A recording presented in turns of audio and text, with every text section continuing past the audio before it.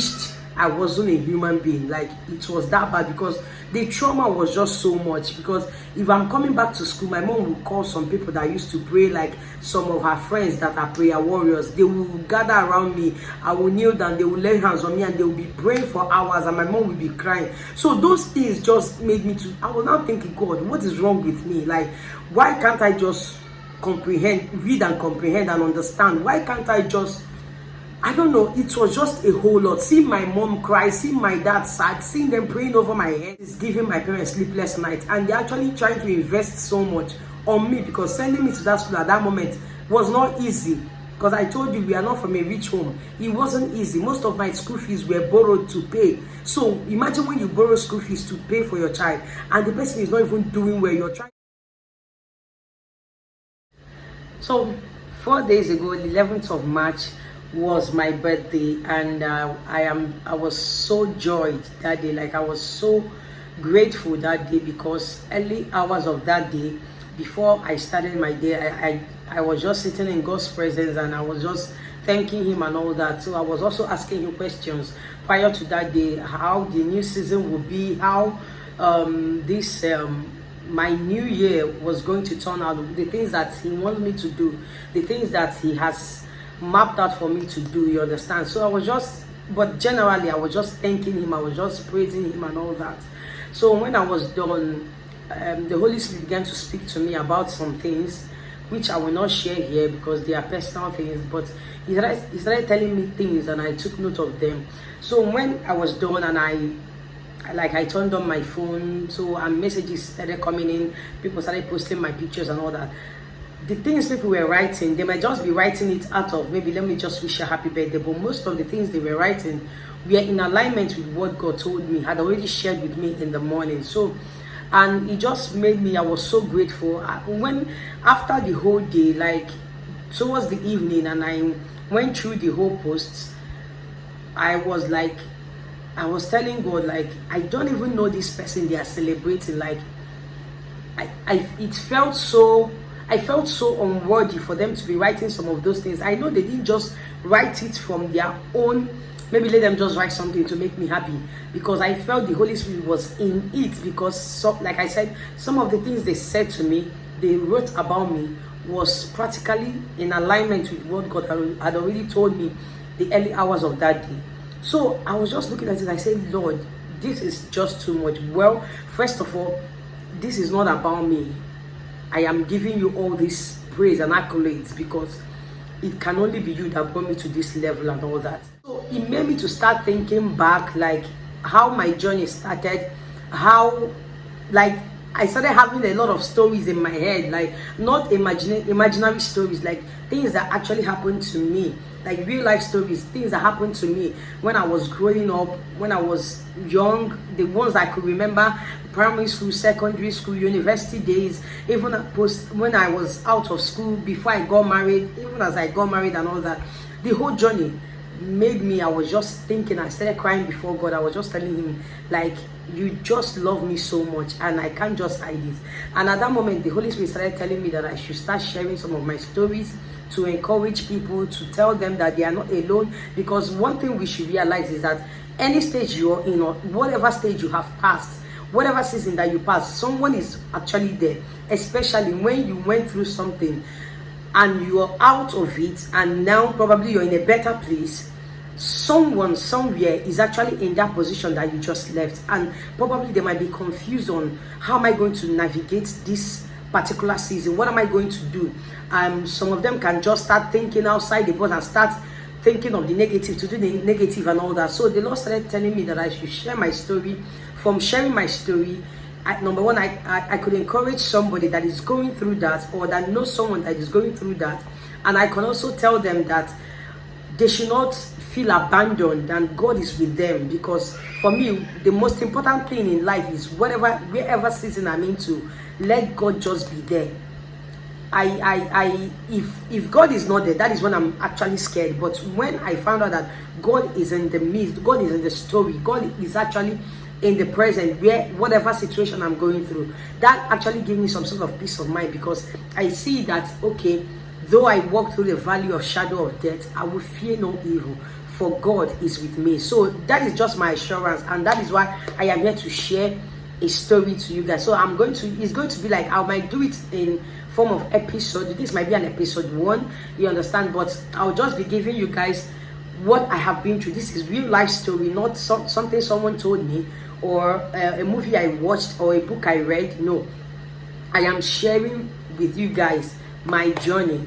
So I will just be sharing the one God allowed me to share at every moment, and I won't just share stories randomly. So the particular one that he put in my mind, he placed in my mind to share today, is the one about my education, like educational background, kind of. Let me just title it my educational background failures and all that. So I will just start with the time I remember and get to the point where it hit me so hard. So growing up, first of all, I didn't come from a rich family. My dad wasn't rich. I won't say we were middle class. I will just say that we were below middle class. Like, we were a little bit below, because okay, initially we were very poor, like very poor, actually poor. Let me just start like that. But as time went on, God helped us and we upgraded a little, but we didn't still get to the middle class where we were practically comfortable, like we could solve all our problems and just be comfortable. No, I'm not sure we ever got to that point. Just that I don't want to actually dwell so much on this, because it's not about money. I'm not here to share a story about money. So let's get right into it. So when I started my school, I started I think when I was 4 years, I entered primary 1. That's the time I could remember. So I did great from my primary 1 to like primary 6, and I felt why I did well was because I went to a government school. Now, in case if you're not in Nigeria, if you're not from Nigeria, if you're in Nigeria, government schools are more like school for the poor. They don't pay school fees, as at that time. I don't know about now. We didn't pay school fees. Like, you just come and learn. And I'm sorry to say, the teachers were not so serious. We were not taught well. People that went to private schools, like, did better than us. Like, that was, let me just narrow it to this point, because I could still remember then, when I was in primary school, it was basically school for the house. Government school then generally was not a good school for if you actually want to raise a child that is educationally sound. We went to government school. I remember my 2 elder brothers, myself, and my immediate younger brother. It was our last one that didn't go to government. So I went to a government school and I did well. You understand? I won't lie to you. I will be very, very honest in this video, as much as possible, as the Lord helps me. I'll be very, very honest. So I won't tell you that I was taking first position. No, I was taking like second and third position. And my family saw that I was intelligent and all that.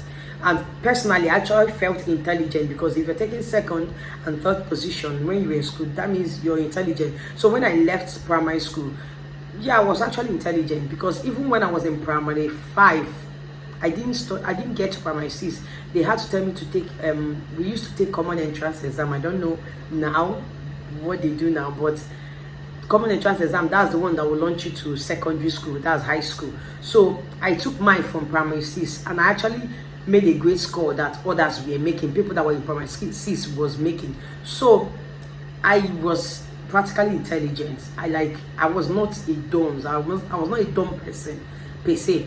So when I left primary school, I went to secondary school, still a government school. I went there JS1, JS2, and I did well. So at some point there was a shift. My father now said that I should go to a federal school. Now, federal school then was a very competitive school. Like, people from different states, like these people, their heads are hot. Now, it's even basically those that were in private schools in primary school that filled that federal school. I don't know if I'm making sense, but it was a federal government school. Like, it was girls, Federal Government Girls College Zambo. I will post this video on my Facebook, because most of my secondary school mates are there, so they can confirm what I'm saying. So, but as I then, I don't know about now, federal government schools, their brain, like the people there, the children there, their brains are hot. Like, these are people that were taking first position in their states, in their schools, in like they were even going for competition when they were in primary school. So their brains were hot. Now look at me coming from a government school that I wasn't really taught well. I didn't even know how to speak English like that. Before I speak English, I will think about it and all that. So my parents put me in the federal school and said I should repeat JS2, since I can't enter to JS3 straight, because you cannot get admission to JS3. You can only be admitted in JS1 or JS2. So meanwhile, I've already done JS2 in my previous school. That was in the government school. So I entered excuse me, I entered the federal school. And I will try to be very honest. And when I entered, I was very confused. I was a confused person. I think that was when the devil started his work in my life. I'm taking you to somewhere. That was when the devil started his work in my life. I was totally confused. First of all, I was carried away, because I'm in the midst of people. Most of them were from rich families, and it's a boarding school. So you're coming back to the hostel, you're seeing people coming back with a lot of provisions, a lot of money, and you're coming back with practically nothing. Like, what? Well, I don't know if this is actually necessary, but I don't know whether that was what contributed to. I think I'll talk about this particular one in my next video. So when I got to the federal university, the federal government school is a girls' school. So it was highly competitive, and like someone that wasn't taught well, someone that we didn't do assignment, we were not taught well, we were not really serious with school, with academic, because of the kind of school I went to, the kind of background I had. So when I got into the school, the first term passed, I failed. Like, I practically failed. My results, I remember when my dad came to pick me up, and he said I should give him my results, just because they used to give us a sheet as a result, like your whole details will be there, but it's like a sheet of paper, kind of. So as I was trying to unfold it from the back, he was already seeing like red everywhere, because then if you fail, it will be written in the red. If you pass any course, any subject you pass, it will be written in blue or black. Any subject you fail, it will be written in red. So from the back, he could already see red dancing everywhere. He was like, no, I don't want to see it. I'm already seeing red from behind. Maybe when we get home, I can look at it. So we went home and they saw it. My dad and my mom, they were just, my mom broke down. She started crying, like, what is going on? We thought you were smart. We thought you were intelligent and all that. Personally, I wasn't happy with the result, because that was my first time of having that kind of result. I was crying. My dad was sad. And in all this, just know that I am the only daughter. We are 5 in number, 4 boys and 1 girl. So my dad actually loved me so much, because I'm the only girl and all that. So they actually wanted the best for me. Not that they didn't want the best for my brothers, but then, you know, when you have only girl, like, or only boy, you want to raise the person in a very nice way. You want to give the person the best that you can at that moment, you understand? So my dad was so sad. My mom was crying and all that. So seeing my parents sad, seeing my mom crying, I became sad, and I started hating to go back to school. Like, I didn't want to go back to school. When it's time to go back to school, I would tell them I'm sick, I don't want to go and all that. Like, it became a problem. It was as if I didn't want to go to school again. Like, I hated education, I hated academy, like, I hated school. It was my worst nightmare at that time. So that JS2 first term, second term, third term, I passed to JS3 on trial. Like, they managed to pass me. I don't know how it happened, but I think I was dealing with a lot of things, which I will talk about in another video, because I don't want to mix it up. I dealt with what is it called, low self-esteem. I dealt with people who were bullying me in school, even my mates, but I will talk about this ones on another video. I just want to focus on the educational aspect of it, because I had a lot of things going on that made me not to concentrate or not to pass my exams. So I got to JSS3, and after the, you know, JSS3, you write your WAEC. If you're not from Nigeria, I don't know how to explain it to you, but it's like a junior secondary. Before you graduate to the senior secondary, you have to write this general exam. And at that moment, the new principal, no, not the new principal, the principal now made a new rule that if you fail mass, whichever class you are in, you're going to repeat the class. She made 2 rules. If you fail mass, you're going to repeat the class, and if you fail at least 4 subjects, you're going to repeat that class. So when our result came out, the junior WAEC result came out, I think I failed mass. Either I failed math, I failed 4 subjects, kind of, yeah. So automatically I was going to repeat JSS 3, and for me that was the first time of hearing that someone is going to repeat JSS 3. Like, we repeat JS 2, JS 1, SS1, but SS3, JS 3 and SS 3, I don't think people repeat. So I was told that I was going to repeat. I said no. I told my dad, change me, take me away from that school. That school gives me trauma. I don't want to go back there. I can't repeat. I already have my friends in my level and all that. But my dad was a principal. I mean, before he passed, so he's into academics. So he told me, no, we're going back to that school to repeat JSS 3. I cried. I begged. I said, Daddy, please, like, because I know the trauma it brings. I didn't know then, but I knew it was going to be, people will be looking at you like someone that is not intelligent, someone that is not smart, someone that their mates have passed, you're not serious with your life, like a lot of things. So it was, for me, it was heart-wrenching. I begged him. I said, change me from the school. I don't want to go back to that school. I don't want to be a bother. I don't want to, like, I said a lot of things. My father said, no, you're going back to that school. You're going to face your failure and your shame and succeed. And I think that's where God started working on me, because, well, let's get there. So when he said it, and when your father says something, you can't go back to it, you can't say no. So I told him, okay, I don't want to be a bother. I want to be going from home, if it's possible. Like, I was so scared. I don't know, because of the bully and everything. I didn't want to stay in the hostel because he gave me trauma. So he said, okay, first term you will go from home, but when it's time for you to write that WAEC, you're going to go back to school. I said, okay, no problem. Okay, I didn't go back to school. I was not going from home to school every day. So I don't know, God helped. So when it was time to write the exam, the term, I came back to school, and the girl was teaching me mathematics every day. Like, after classes, she would tutor me, teach me some things that I need to know. She was doing the past question papers and all that. So to be honest, at that point, like, I didn't just know what was happening to me, because normally I'm the type of person that once you teach me something, I learn them, and when I go to rehearse it, like when I go to practice on it, like I learn things very fast. But at that moment, reading, I wasn't reading. Like, if I read, I don't understand. If I want to do anything like study, I don't understand. So I now hated to read my book. I hated to study. I hated writing exams. It gave me, like, I wished I was something else. One day, practically, we were having it was doing prep. Like, prep is the time that we read in the school. We have afternoon and night prep. So one day we were having our night prep.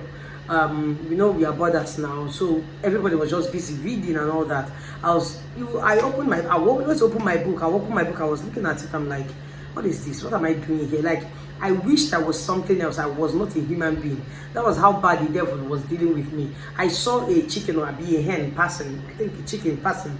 I just said, this chicken is not bothering itself about anything. Like, he doesn't have exam to write. He doesn't have, like, he's not bothered. He just wants to walk around, get food and eat, and go and sleep. The next day he will start. Like, if I was a chicken, it would have been better. Like, that was how bad I wished I wasn't a human being. Like, it was that bad, because the trauma was just so much. Because if I'm coming back to school, my mom will call some people that used to pray, like some of her friends that are prayer warriors. They will gather around me. I will kneel down, they will lay hands on me, and they will be praying for hours, and my mom will be crying. So those things just made me I was now thinking, God, what is wrong with me? Like, why can't I just read and comprehend and understand? Why can't I just, I don't know, it was just a whole lot. Seeing my mom cry, seeing my dad sad, seeing them praying over my head. Like, I'm like, God, is it that bad? Is it that bad? Like, I used to be intelligent when I was when I was like growing up and all that up until that moment. Like, what is now happening? Why are they praying out of all out of all my siblings? Like, I'm not saying that anybody should be in this position, but like, this is giving my parents sleepless nights, and they're actually trying to invest so much on me, because sending me to that school at that moment was not easy. Because I told you, we are not from a rich home. It wasn't easy. Most of my school fees were borrowed to pay. So imagine when you borrow school fees to pay for your child, and the person is not even doing well. You're trying to like, they kept on praying. Every time they'll be praying. When, oh my God, it was just a whole lot. So when I go back to school, I'm just thinking, I'm like, God, what is wrong with me? And I can't even concentrate. If I'm reading, I don't understand. If I understand, when I get into the hall, I will forget it. So I was just like, when it comes to education, I was a mess, and I hated school. I hated to study. I hated to go to school. Sorry, my baby is disturbing, so I had to carry him because there is nobody.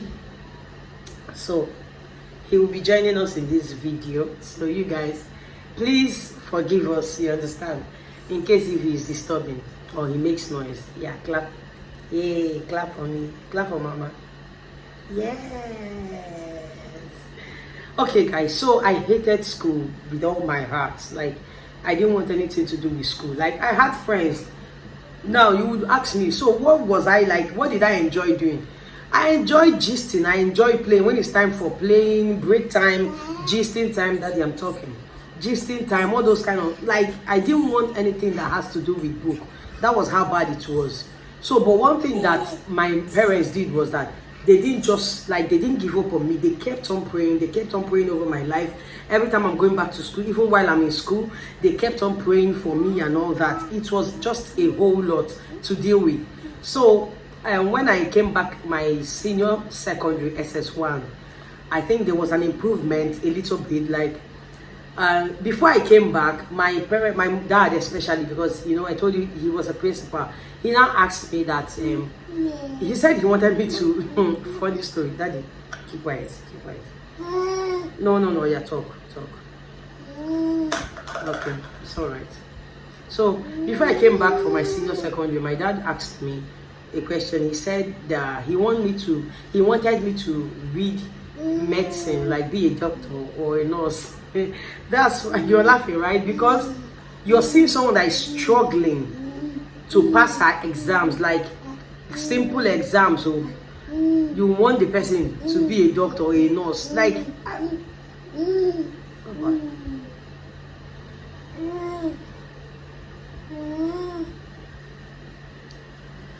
So I now said, that me, I cannot read that course, because I know it's not a cheap course. Not that it's like financially cheap course. Like, my brain, I told him that I can't read. I'm struggling, literally struggling. Taking, like, in class, we will be like 56. I will take something like 50. I'll be the 50th person. How do you expect such person to read medicine and surgery, or to be a nurse? Like, for me, I told them the truth. I was so plain with them. My dad now said, okay, tell me the subjects that you enjoy, that you can pass, that you like, so that I can, since he's in the academic sector, he can actually know the area where to fix me, like the area that he will channel me to, like course I can read and all that. I started mentioning courses. The courses I mentioned, seriously, were just you will pity for my father. Like, at that moment when I was mentioning the courses, my mom started crying because I mentioned the Igbo language. Like, what's that? Who was that? What is that?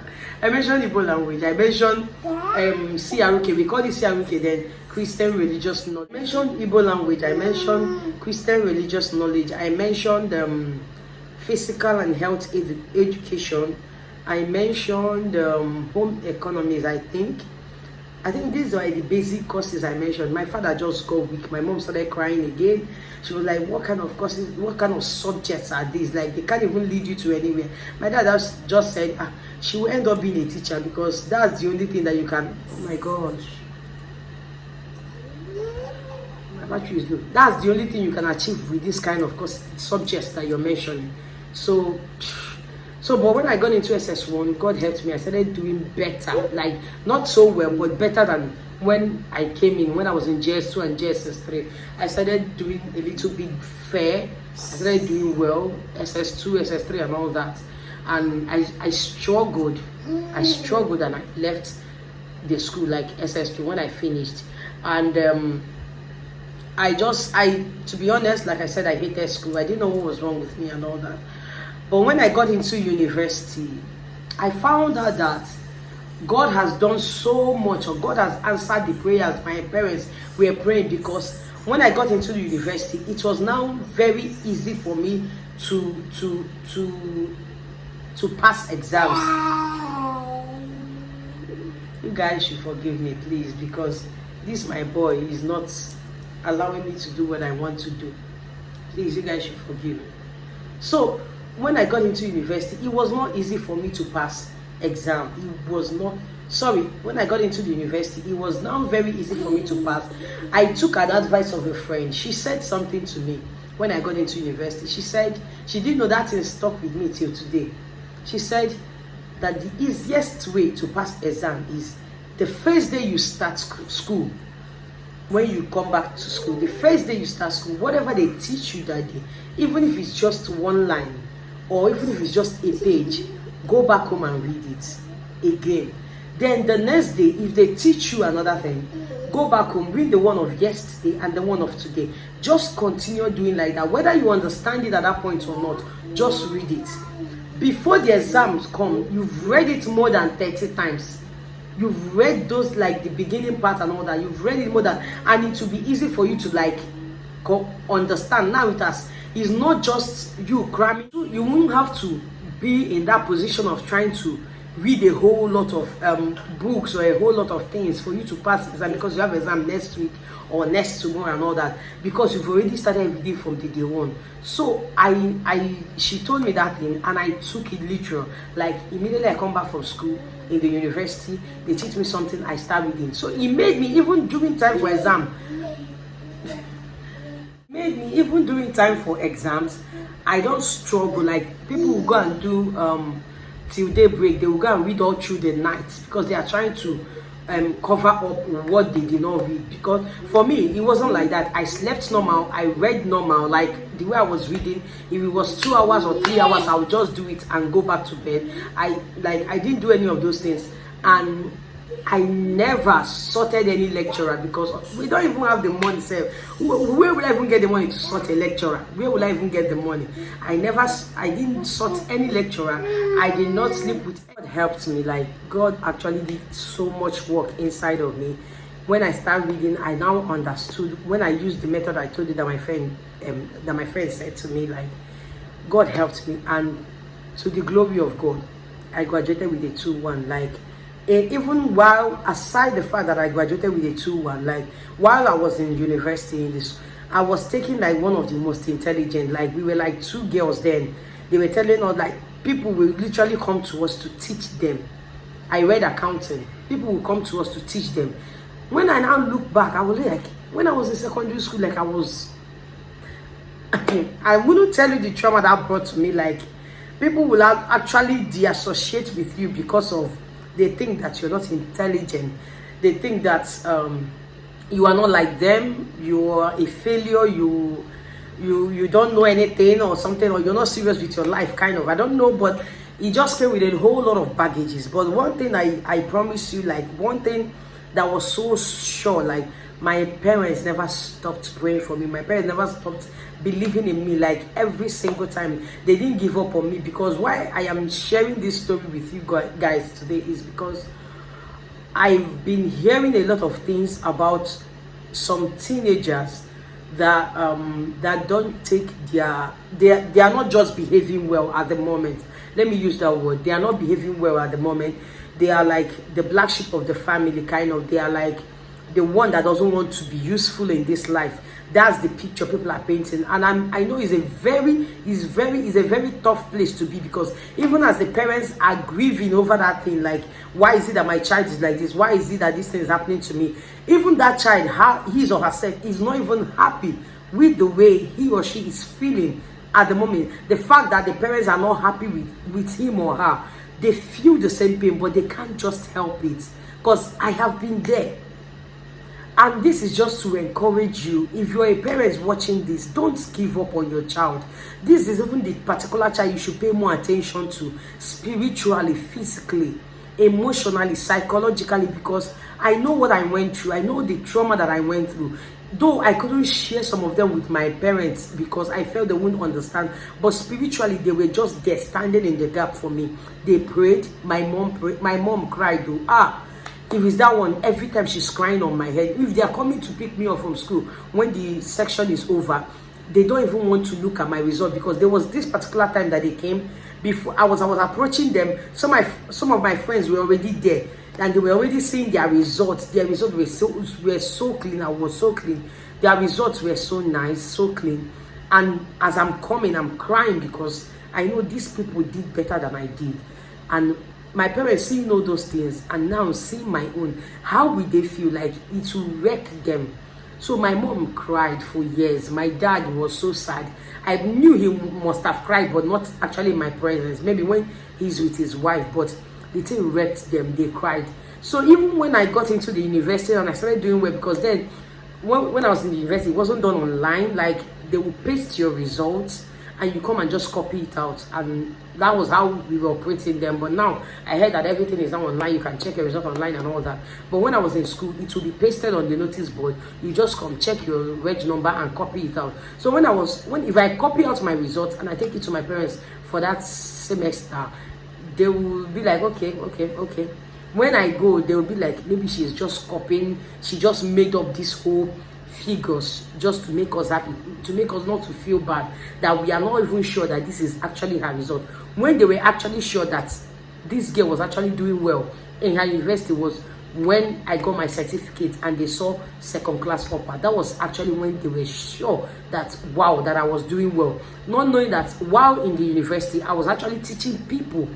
I was teaching people accounting. I was teaching them some courses that were so hard, statistics, maths, and all that. And it just made me, I was just telling God, like, what went wrong? I was asking God questions, like, recently, what went wrong? He was like, it was a demonic attack. I want to encourage, if you're a parent out there that your child is not doing well academically or just morally, the child is not just acting right, he's doing something else opposite of what the mates are doing, he's not in obedience to you, he's not being obedient, is insultive, he's just acting up. Sometimes I'll hear that children will leave the house, practically leave the house for no reason and won't come back for days and all that. And this is not a place for me to start judging them. This is a place that I practically pray for them, because I have been there. I have been in a place whereby I didn't know what was wrong with me. So I'm just trying to encourage someone there. It might be you that is going through it. I want to tell you, don't give up, just keep on praying. I was lucky I had a parents that stood in the gap for me, and they were praying and they never gave up. They never like said, oh yeah, anything you want to do with your life, do that one concern you. Let's concentrate on the ones that are actually serious. They never did that for one day. So I want to encourage you, if you're a parent that your child is going through that, please don't just say, if you want to be useful, be useful. Me, I've washed my hands off. You don't do that. I know it's tough. I know it's hard. But I tell you, God hears you. God hears your prayer. Keep on praying. Keep on standing in the gap for that child. And if you're a teenager that is watching this and you are passing through this situation, because I know it kills themselves. It kills them inside. They can't help it. I want to encourage you. Don't give up on yourself. Talk to God. Tell God how you feel. Tell God to help you. Don't give up and just say, since I'm not taken as the black sheep of the family, let me just continue in that direction and all that. You know, when God singles you out, the devil will do everything to fight you. He will do everything to discourage you, to make you think that you're not worth it. So I felt that the devil knew what God was planning ahead of time. He know that God has already put his hand on me and anointed me. So he wanted to just frustrate my life and just make me think less of myself. And with that, I think like the whole thing has just made me appreciate God the more and like reverence God the more, because the Bible said the enemy came to steal, to kill, and to destroy.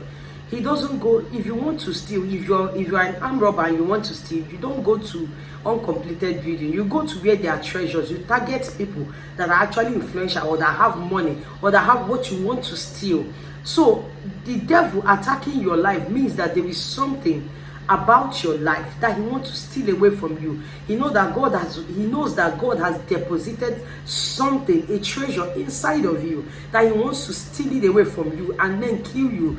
Don't allow the devil to succeed. Don't allow the devil to have fun on your life. Keep on trusting God. You will see, because it brings me down to, when King David was anointed king, when he was a shepherd boy and he was anointed, he didn't step into his kingship immediately.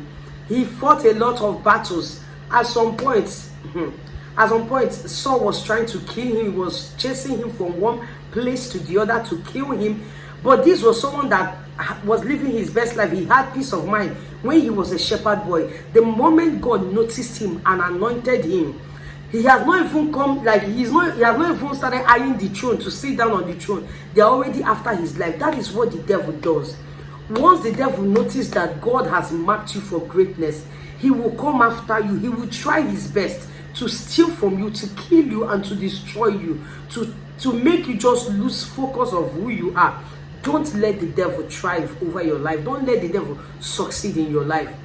Hold on to God. There is nothing God cannot do. If I can graduate and come out with 2-1 and be this person that God has made me to be, and be bold, confident, and outspoken, and I can share my story like this, there is nothing God cannot do.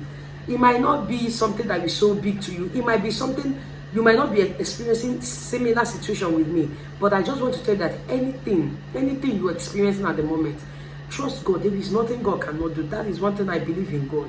My anthem, my favorite scripture has always been this Proverbs chapter 3 verse 5 and 6. Trust in the Lord with all your heart and lean not on your understanding, on your own understanding. In all your ways acknowledge him. Learn to trust God in anything you're going through. Learn to trust God with your life. Learn to trust God. Don't think that you can't share this part of your life with God. Don't think that you cannot share. There's something you can tell God and there are things you cannot tell.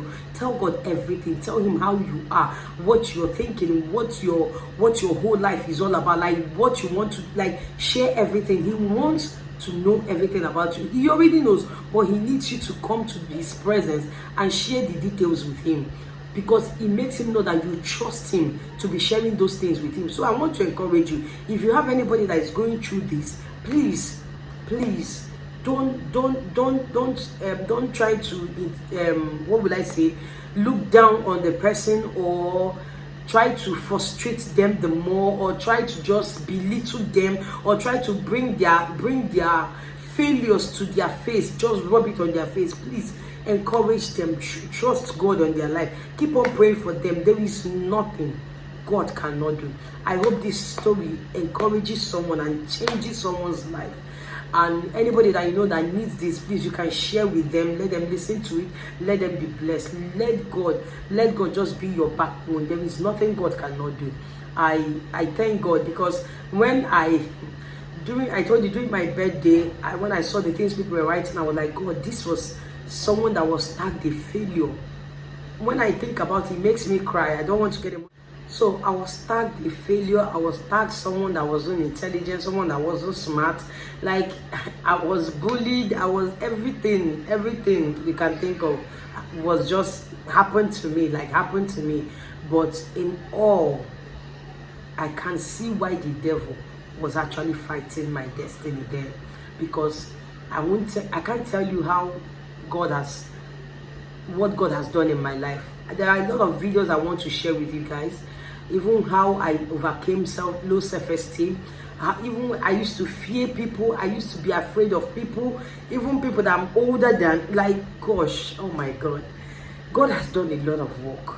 You can trust God. There's nothing God cannot do. That's God is in your matter. God loves you, and he can never abandon you.